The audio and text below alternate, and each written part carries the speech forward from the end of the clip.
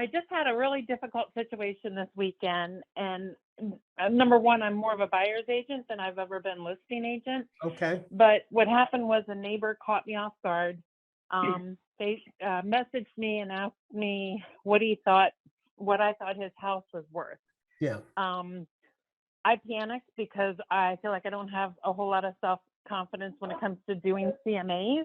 Yeah. And I came home and I worked 4 hours trying to figure out from every possible way a ballpark of what his house was worth.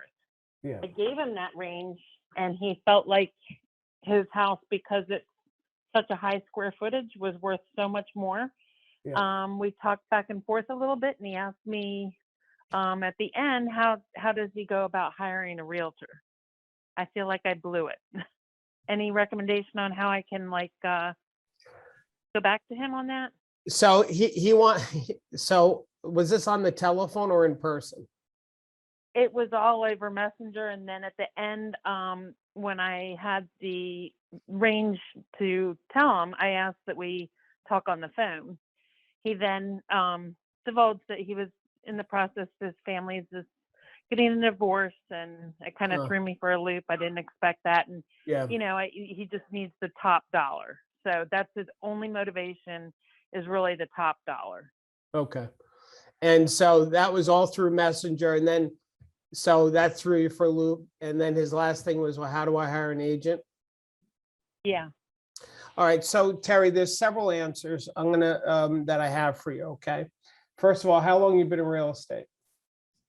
I'm in my 4th year, but the Okay. year of COVID 2020, I didn't do a thing. Gotcha. Okay. Basically. I got you, Terry.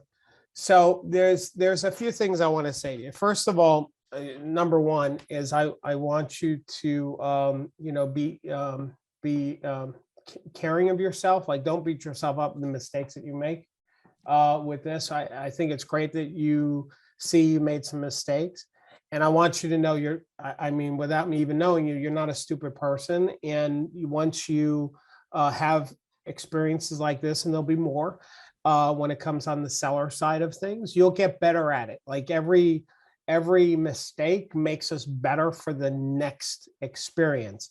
Does that make sense? It sure does. You're right. You I know, Terry, did it through the buyer side. So yeah, and let it me tell stands to you, reason. because you have a lot of experience on the buyer side, there is an advantage to that when it comes to you talking to sellers, because you probably have had more experience from the buyer side than any one individual homeowner will ever have. So you bring a very unique and powerful awareness that those homeowners do not have. So you should trust yourself more. Okay. I'm still going to answer your question specifically, but something else came in my mind. I want to tell you about learning from your mistakes. I love to bake. Now, I haven't baked in a while since my son got older, but when my son was younger, I always baked during the holidays. So I didn't bake all the time, Terry, just during the holidays. So a whole year would go before the next baking session of mine. So what I did was that I would take these recipes and I would try the recipe, do the recipe, and then I would discover, you know what?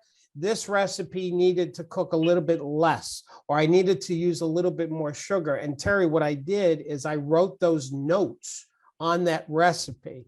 So when a year came by later, I had my notes and I made those improvements. Every mistake that we make and everything that doesn't go right in the recipe of our business is an opportunity for us to fine tune the recipe. Does that make sense? That's an incredible analogy. Yes.